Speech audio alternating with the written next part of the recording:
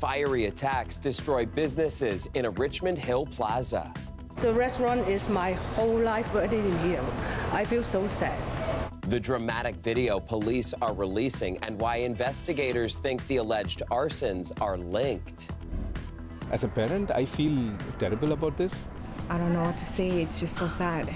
Plus, the latest from a Scarborough high-rise after a 12-year-old girl was killed and another young person now faces a murder charge. We owe it to taxpayers, we owe it to Torontonians to constantly be looking internally. This ridiculous notion that you can cut your way to prosperity has been proven false. And at odds over new taxes. Councillors duke it out over how to get extra cash at City Hall. Good evening, I'm Chris Glover. We're starting tonight up in Richmond Hill with some pretty wild video released by police late today. It shows suspects allegedly breaking into two businesses over the weekend, setting fire to the building, and then racing off. Anam Khan joins us live from the Times Square Plaza off Highway 7 in Richmond Hill. And Anam, despite the intense fire that we see in the video, one of the businesses is still operating. Right, so the fire destroyed about a third of the business that's right behind me, but it is still operating. The other business that was hit, it was completely destroyed. It's on the second floor, and it had a rippling effect onto the businesses below it. The Times Square Plaza in Richmond Hill is home to dozens of restaurants and storefronts. But recent alleged arson attacks have shut down some of the businesses, causing distress to those affected. The restaurant is almost 30 years. And then the restaurant is my whole life working in here. I feel so sad. Today, York Regional Police released surveillance video showing two suspects breaking into two different businesses in the plaza. Police say the video from around 5 a.m. Monday morning shows the suspects dosing the place with some sort of liquid and then lighting it on fire as they leave. The blaze that ignites in the video is intense and quickly engulfs the restaurant. Chang remembers coming to work Monday morning and seeing firefighters on scene. She saw shattered glass scattered in front of her business. A third of her family's restaurant is damaged. The fire burnt 100 chairs and nearly a dozen tables. She's grateful for whatever is left and that no one was hurt. The fireman is do a great job for us. But the business adjacent to hers was not as lucky. Police say it was set on fire the night before around 3:45 a.m. on Sunday. There was so much damage, it shut down, and so did 5 businesses below it. Some people who work in the plaza worry the two attacks represent an increase of violent crime in the area. I don't know why someone cry right here now. So scary. Police believe the two incidents were connected because the method and timing was so similar between them. Investigators also believe the attacks were targeted. You can see from the video when they go inside, they mean what they intend to do and they complete their mission. And that is concerning to us. And the fact that they went back a second night to do the same thing at another business. With the severe damage, officers are warning others to stay vigilant. The best thing that businesses can do in that area to protect themselves is obviously alarms, good lighting, and good video, good security video. Video like we have really helps investigators, and anyone that is able to identify any issues or anything suspicious in the area is also very helpful. So police are still searching for suspects, and they did release a very interesting detail. They said one of the alleged suspects may have burned his hand during the arson. So they're hoping that detail could help with the investigation and track down the suspects. All right, thanks, Anam. Anam Khan reporting live for us tonight in Richmond Hill. Staying in York Region, and officers responding to 3 separate collisions involving motorcyclists today. We have the scene to show you at Dufferin and Rutherford in Vaughan, and police say a motorcycle and a car were involved in a crash at around 3:40 this afternoon. The motorcyclist was taken to hospital with life-threatening injuries. And a similar collision less than 2 hours later in Vaughan on Bayview Avenue near Highway 407. The driver of that motorcycle also suffering critical injuries. And then earlier this morning, a motorcyclist had to be airlifted to hospital with severe injuries after a collision with a dump truck in Whitchurch, Stouffville. And it was a busy day for York police, also asking for the public's help identifying several suspects involved in at least 6 break-ins at places of worship in Markham and Whitchurch, Stouffville. We'll show you some of the suspect photos now captured on video surveillance. And the first break-in happened on July 21st, and the most recent happened this past Sunday. In most cases, the suspects made off with large amounts of cash, according to police. Police are searching for 4 suspects in total, all described as men between 30 and 40 years old. Back in Toronto, the city's latest homicide is a child. Police say a 12-year-old girl was killed in a Scarborough high-rise last night, and now another young person faces a murder charge. Dale Manukduk has the latest on the killing that has shaken the neighborhood.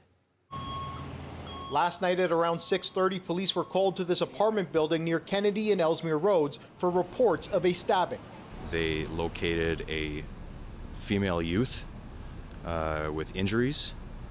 Life-saving efforts were administered, but were ultimately unsuccessful, and the youth was declared deceased at the scene.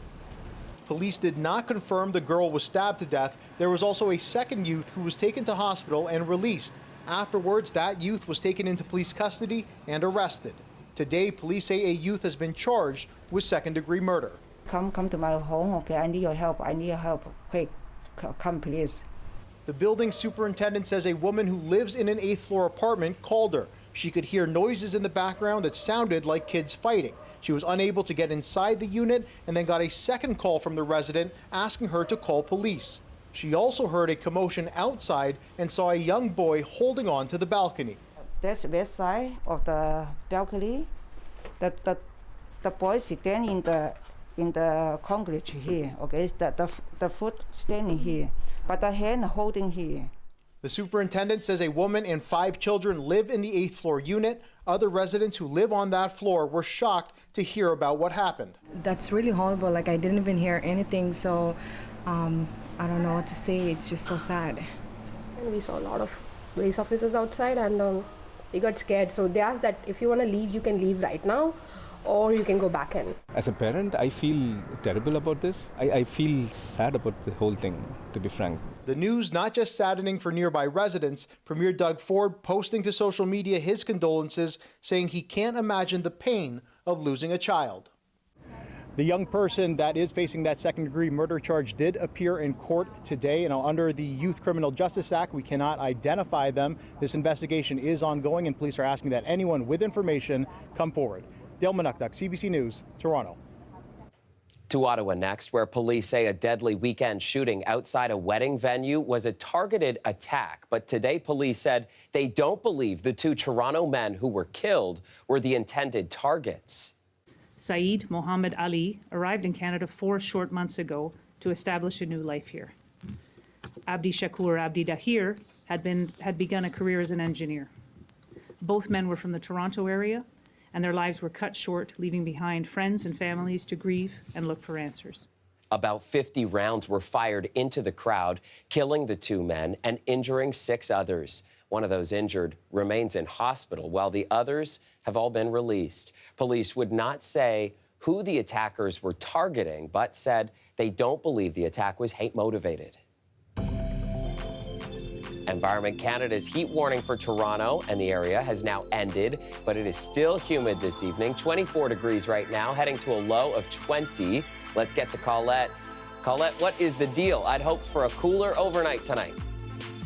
Yeah, those heat warnings, Chris, having to do not just with the daytime highs, but the overnight lows as well. And of course, those are above seasonal, closer to a daytime high with what we're seeing for our lows. But speaking of the highs, 32 degrees, the nation's capital, Toronto and Hamilton at St. Catharines. And hey, some cloud cover and earlier showers.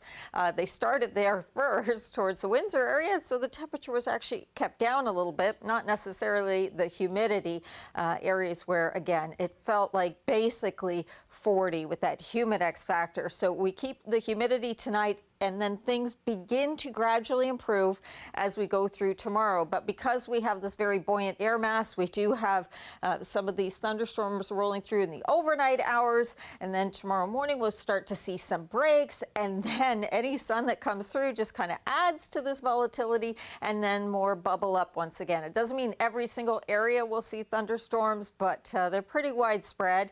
So I would be prepared for some potential wet weather, and at times even locally some heavier downpours for tomorrow. 20, yes, into the 20s and not 30s for our daytime highs, a high of 27.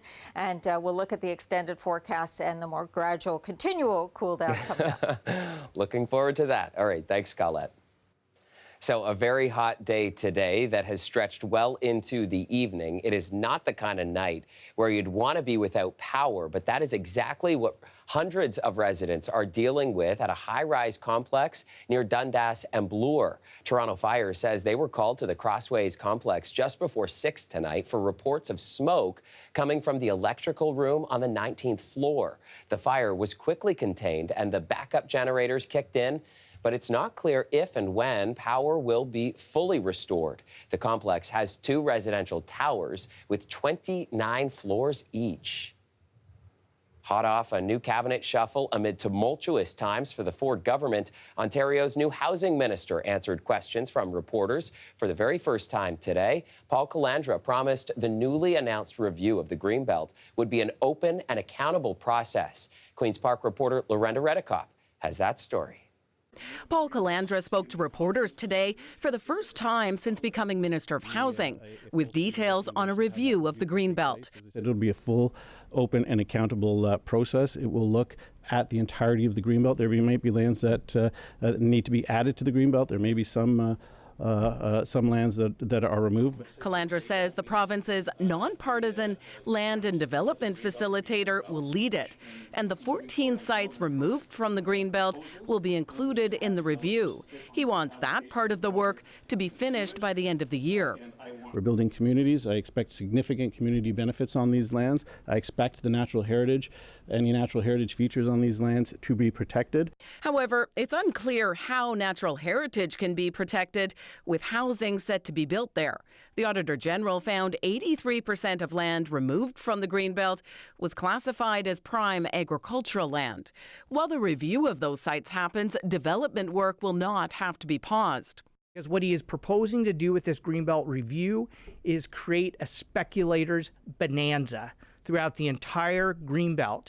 The Green Party leader worries that in the end, more land will be opened up for development. If the housing crisis is what's driving this, why aren't you focused on building the homes on land that's already approved for development?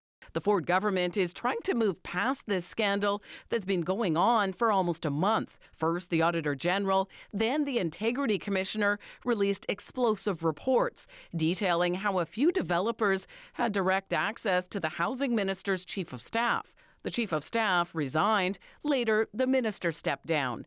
And there have been questions about illegal lobbying. The Integrity Commissioner naming a mysterious Mr. X. Sources say it's this man, the former mayor of Clarington.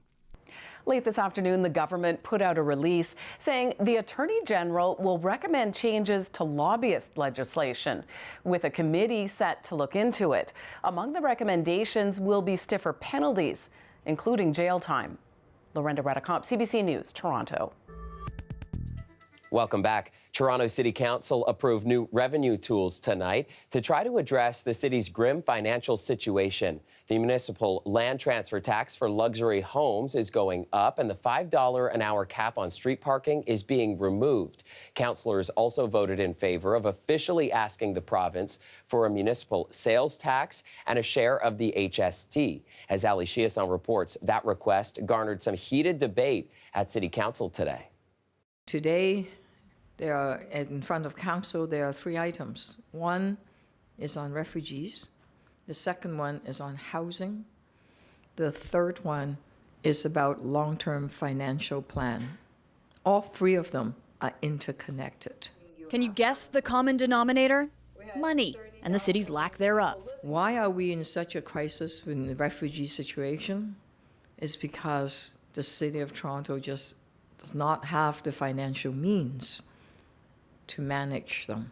So today, city councillors are discussing and debating revenue tools to help the city get out of the red, including tax increases. They will have to get approval from the province to roll out a municipal sales tax, but Mayor Chow says there may be another way forward. We prefer to get 1 cent of the HST. Given that the provincial government is sitting on a $22 billion surplus, and we are having at least $1 billion deficit, that would be the best way to transfer funding. Because they're taxing already, give us a share of it.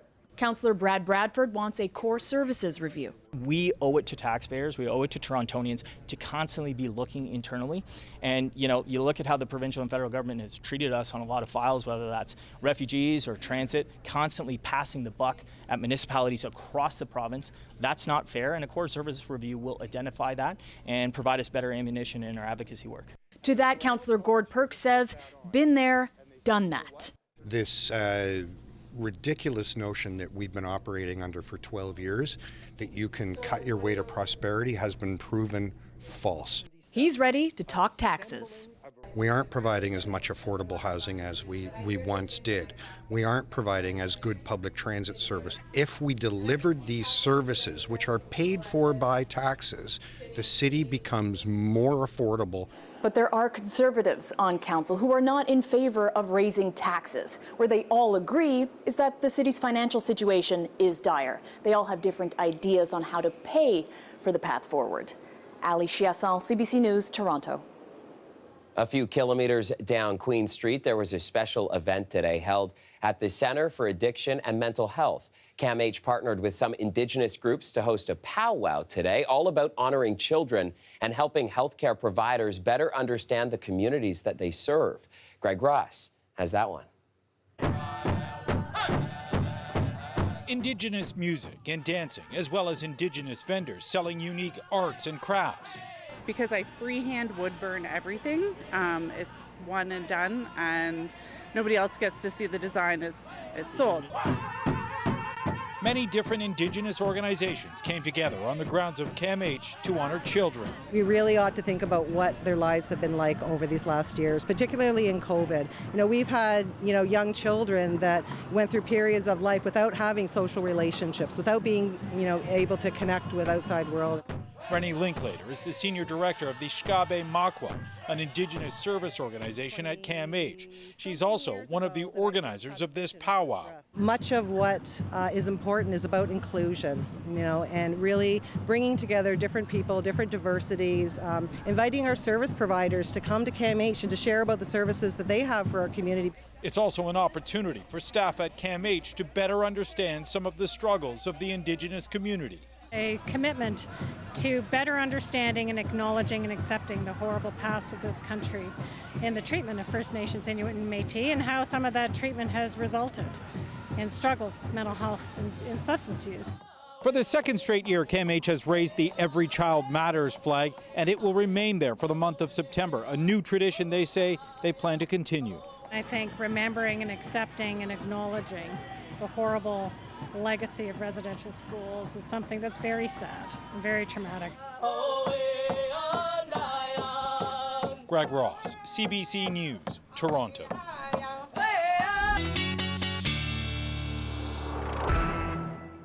Hey, Colette, so my cousin's a teacher in a class with no AC, and she told me that today she was spraying cold water into the fans, hoping that might help cool down her and her students. Yeah, I mean, really such a challenging week for the kids that are back to school, especially where they don't have air conditioning, Chris. And now we're talking about some weather that could potentially cause some issues for recess time. So we'll look at that forecast here in just a moment. But we will be leaving the extreme heat behind. We have a transition day as we go through the day on Thursday, a little cooler, a little less humidity, still that thunderstorm risk, and it becomes widespread through the day on Thursday as well. But by the weekend, seasonal temps. So some of the things that during the peak heat of the day, it's just been too oppressive to get out and enjoy. You will have that opportunity to get towards that again. So, all right, that recess forecast for your Thursday. And essentially, I think we will get into some sunny breaks. There'll be kind of the overnight stuff and then some breaks in the early morning hours. But then we get back into a chance of some thunderstorms. So the potential, you may not even get outdoors if you're one of the areas where locally you're seeing some of those. So have the kids dressed or at least aware and prepared for that for tomorrow. Otherwise, once we can kind of get through that and we see some of these sunny breaks, it makes it seem like your Thursday, oh, everything's going to be okay. But any of that sunshine kind of coming through just adds to this. So that's when we see things kind of bubbling up midday into the afternoon. But as we get towards late day Thursday and into Friday, mostly we'll be dealing with some cloud cover. Isolated showers will be left behind. And I think we'll even see some clearing here potentially towards the late day where we might get some sun coming back into our skies. Temperatures tonight, a low Toronto 20, say 21 closer to the water. Windsor 19, Ottawa a low there of 21. And then tomorrow that 27 is still going to feel like 33, Chris. Humidity comes down a little further. Again, very isolated showers Friday. Mostly it's the cloud cover. Saturday looking like a pretty nice day. Chance of showers second half of the weekend. But those temperatures back to seasonal. All right. Thank you, Colette. Finally tonight, 3 Olympic hockey champions are the first players to sign deals with Toronto in the new Professional Women's Hockey League. It's such an incredible hockey market, and I can't wait to bring professional women's hockey here. They have such a strong girls organization presence with the OWHA, and so again, couldn't be more excited to be playing close to home and to make an impact on the ice, but also in the community as well. Team Canada forward Sarah Nurse there from Hamilton. She was one of the stars at the Beijing Olympics last year. Defender Renata Fast from Burlington has also won Olympic gold twice. She also helped the national team capture world championships in 2021 and 2022. And finally, rounding out the first draft picks for Toronto is Blair Turnbull from Stellarton, Nova Scotia. She's also a 2-time Olympic medalist and winner of 2 world titles. And that league gets underway later on this month. That's our show for you tonight. Thanks so much for watching. I'll see you back here tomorrow night at 11. Have a great night.